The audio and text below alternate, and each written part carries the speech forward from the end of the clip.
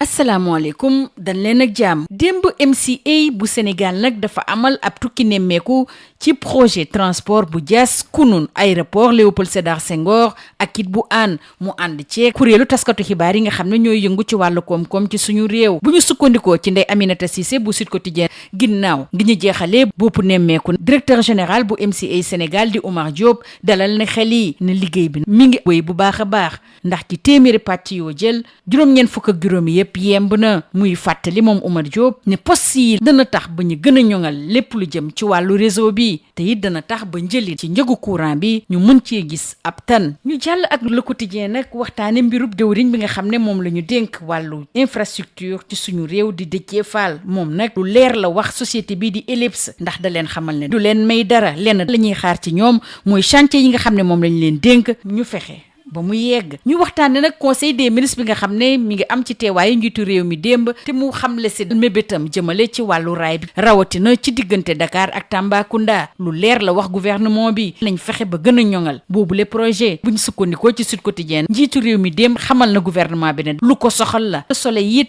mi ngi ñuy xamal ci xëtam bu njëkk ne président de la république ginnaaw gi mu yeggee mébétam jëmale ci wàllu raay bi gouvernement bi lal na nag pexe yi ngir mu yemb bu weesoo raay bi la diggante Dakar ak Tambacounda njiitu réew mi xamal na gouvernement bi it dafa bëgg ñu yembal ñaareelu pàcc bu train express régional di TER bi ak it ñu amal ci ab conseil interministériel Le Soleil di ñu xamal le premier ministre Ousmane Sonko xam la ne lépp yemb na ngir ñu amal conseil présidentiel jagleel ko wàllu investissement ci suñu réew njiitu réew mi président Bassirou Diomaye Faye des ak moom jàll nag ci tukki nemmeeku bi nga xam ne moom la war a amal ci bës saalum réew mi jàpp penku bi maanaam ci Tambacounda ak ci Kédougou te mu soxal lool ëttu yéenekaay yi ñu xëyandool bu ci mel ni L'Observateur muy xam le ne njiitu réew mi nag lu jàmp rek ko koy xaar ci Kédougou mu sekk ci waxtaan ak koo xam ne xelam daa màcc jëm ci wàllu géopolitique docteur Seydou Kanté muy dellu si nag ci li nga xam ne moom la ñuy xaar ci dëgg-dëgg ci tukki nemmeeku njiitu réew mi ci Tambacounda ak ci Kédougou lu ko dalee tey jilee juróomi fan nar a jeex ci juróom-ñeenti fan ci weeru février bi ñu nekk Le Témoin quotidien ñu ngi xamal na donte nag foofu leen la ñuy liggéey wàllu or Sénégal waaye du ñëpp si gis seen bopp waa suba teel nag di dellu si li nga xam ne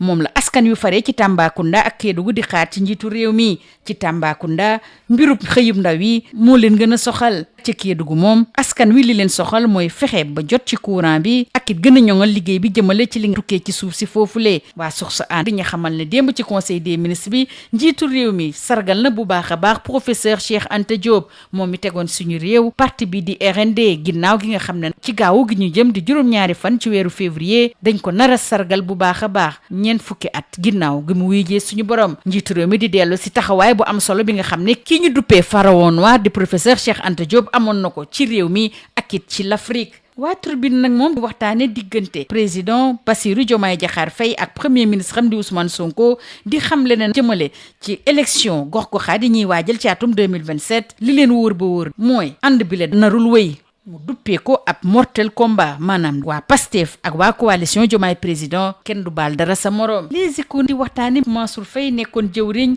ci jamonoy président Macky Sall am na ndam gu mag a mag ci kanamu nguuru Sénégal ginnaaw gi ñu ko tere woon mu génn réew mi ci alxamis bi ñu génn ñaar fukki fan ak juróom-ñeent ci weeru janvier Cour suprême dafa xotti arrêté bi nga xam ne mi ngi bawoo woon ci Jean-Baptiste Tine nekkoon fi jëwriñ bi ñu dénkoon wàllu biir réew mi ndax ñaareelu chambre administrative bi dafa xamle ne boobule arrêté nga xam ne ñu ngi ko siife woon ci fukki fan ak juróom ci weeru avril ci atum 2025 dafa jalgati yoon bu baax a baax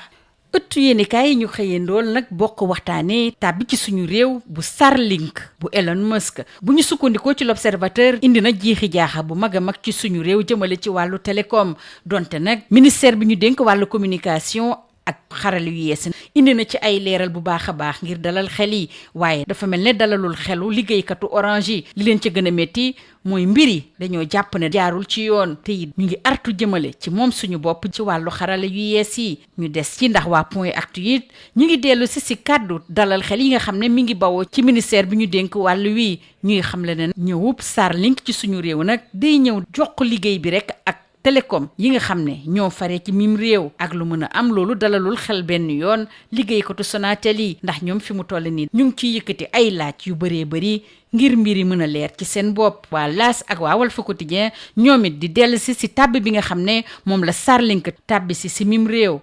ci wàllu tàggat yaram waa Sud Quotidien di ñu xamal ne nag supporters yu Sénégal yi nga xam ne nag ñoom lañ tegoon loxo ba sub final suñu digg ak waa Maroc tey ji lañ nar a atte mbir mi boobule atte nag mi ngi am ci jamono joo xam ne avocat yi faree foofule ci Maroc dañoo nekk ci ab grève ak lu mën a am maître Patrick Kabou bokk ci ñi nga xam ne ñooy layool supporters yu Sénégal yooyu lee ñu ngi xam ne ñoom danañu teew tey ji la ci alxamis bi ci tribunal bi ñu dellu si suñu dem waxtaane wàllu lamb ndax waa Tribune Sport ak Les Échos ak yeneen naataango yu ñu xëyandool yépp ñu ngi ñuy xamal ne fédération sénégalaise de lutte ginnaaw xët-xët yi ñu nemmeeku woon ci jamono ji dakkal na fi yëg jëmmi jamono lépp lu jëm ci wàllu face à face ak it open press ci suñu réew ngir delloo si xelu ñi nga xam ne ñooy mbër yi ak seeni encadrement ndax dañoo xam ne finne yi ñu seetlu ci jàkkaarloo yile ñàkk kaaraange moo ci gën a fës ñu jeexale kook wàllu li ñuy waajal ci Ndakaaru di JOJ Dakar 2026 ak Sud Quotidien ñu ñuy xamal ne ñu ngi koy waajal bu baax a baax ki nga xam ne moo jiite comité d'organisation bi Mamadou Diagne Ndiaye teewe woon téeméer ak ñeent fukk ak juróomi ndaje bu CIO ñu ko doon amal ci Milan ci Italie ci diggante ñetti fan jàpp ñeenti fan ci weeru février bi ñu ne dalal na xel yi bu baax a baax ne jëmale ci waajal boobule xew-xew def nañ ci ay jéego bu baax a baax muy dellu si it ci dogg bi nga xam ne moom la njiitu réew mi président Bassirou Diomaye Faye am ci mbir mi ngir mu yemb lii moo gënoon a fës ci ëttu yéenekaay yi ñu xëyandool ñu yendoog jàmm. Bonjour, le MCA Sénégal a organisé hier mercredi 4 février une visite de presse sur les sites des postes du projet transport de Diass Kounoune, aéroport Léopold Sédar Senghor et Hann au profit des journalistes, membres du collectif des journalistes économiques du Sénégal. Et à l'issue de cette visite, et d'après Sud Quotidien, le directeur général de MCA Sénégal, Oumar Diop, a annoncé que 95% des travaux du Sénégal Power Compact ont été réalisés. Et il rappelle qu'ils avaient 5 années pour mettre en œuvre ce projet. Il nous reste encore 7 à 8 mois, déclare Oumar Diop au micro de Ndeye Aminata Cissé de Sud Quotidien. Et en termes d'impact, ces postes vont nous apporter une meilleure qualité du réseau, rassure Oumar Diop. Parlons toujours de construction d'infrastructures, cette fois-ci avec le quotidien, avec Déthié Fall, le ministre en charge des infrastructures, qui bande les muscles devant Ellipse. Il met en demeure l'entreprise de finaliser les chantiers en cours et le confrère de rappeler que le contentieux s'ajoute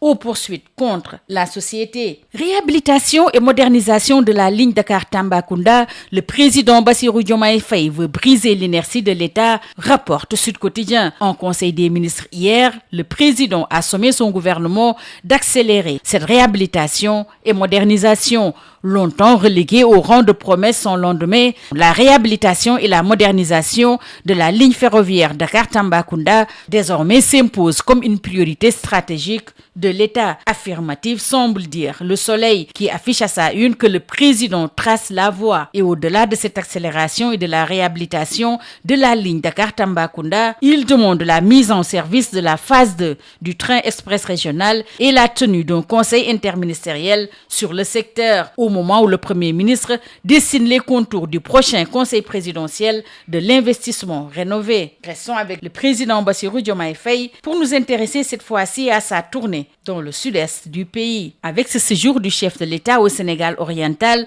l'or ne brille pas pour tout le monde, indique le Témoin quotidien, qui revient sur l'agenda de Diomaye durant ces 4 jours. L'Observateur indique que Diomaye est sur le tapis rouge des urgences à Kédougou et donne la parole à un spécialiste en géopolitique et relations internationales, Dr Seydou Kanté, qui fixe les enjeux de cette visite dans les régions de Tambacounda et de Kédougou du 5 au 9 février. Et Subatel de relever les fortes attentes dans le Sénégal oriental. À Tambacounda, l'emploi des jeunes figure en tête des préoccupations et dans la région voisine de Kédougou, les attentes portent notamment sur l'accès à l'électricité et la valorisation des ressources minières. Malgré son potentiel économique important, la zone reste confrontée à des difficultés d'électrification qui freinent le développement industriel et la création d'emplois, rappelle Subatel. Ne quittons pas de sitôt le chef de l'État, restons avec lui, cette fois-ci avec Source A. En effet, en Conseil des ministres et dans le cadre du 40e anniversaire du rappel à Dieu de Cheikh Anta Diop prévu le 7 février, Diomaye ressuscite le pharaon noir. D'après le chef de l'État, c'est un universitaire de renom, illustre patriote et panafricain convaincu, dont les travaux scientifiques et les prises de position nationales et internationales ont fortement contribué à l'éveil des consciences. Et retenez, d'après les Échos, que suite à son interdiction de sortie du territoire, Mansour Faye malmène l'État du Sénégal. Jeudi dernier, 29 janvier, la Cour suprême a déchiré l'arrêté de Jean-Baptiste Tine. La deuxième chambre administrative a considéré que l'arrêté du 15 avril 2025 était illégal. Place à présent à l'arrivée de Starlink de Elon Musk au Sénégal qui intéresse la presse paru ce jour, notamment l'Observateur qui affiche à sa une que c'est le séisme dans les télécoms et nous propose les explications du ministère de la Communication sur le déploiement de Starlink. Les travailleurs d'Orange dénoncent un manque de transparence et alertent sur la souveraineté numérique.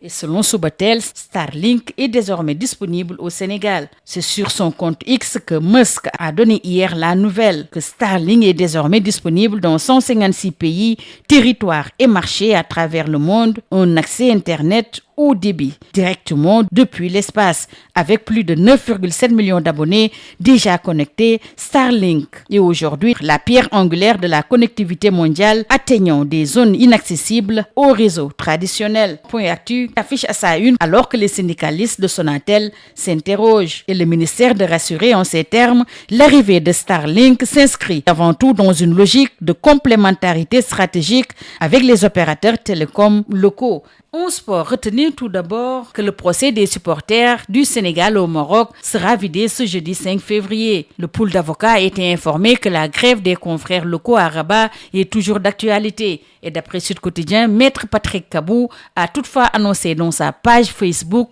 que le pool d'avocats chargé de les défendre sera bien présent lors de l'audience prévue ce jeudi. Après le football, place à la lutte. Avec tout d'abord Tribune Sport qui renseigne qu'après les incidents regrettables, les face-à-face et open press ont été suspendus par la Fédération sénégalaise de football. Et selon les Échos, la violence impose sa loi et la Fédération sénégalaise de lutte appuie sur pause. Avec les face-à-face et les open press suspendus jusqu'à nouvel ordre. La préparation des Jeux Olympiques de la jeunesse Dakar 2026 est en marche d'après Sud Quotidien. À 270 jours de cet événement au Sénégal, Mamadou Diagne Ndiaye, président du comité d'organisation, a profité de la tribune qui lui a été offerte à la 145e session du CIO tenue du 3 au 4 février à Milan pour rassurer et rappeler les progrès enregistrés dans la préparation de ces JOJ et l'engagement du président de la République du Sénégal pour sa réussite. C'est tout. À vos journaux et très bonne lecture.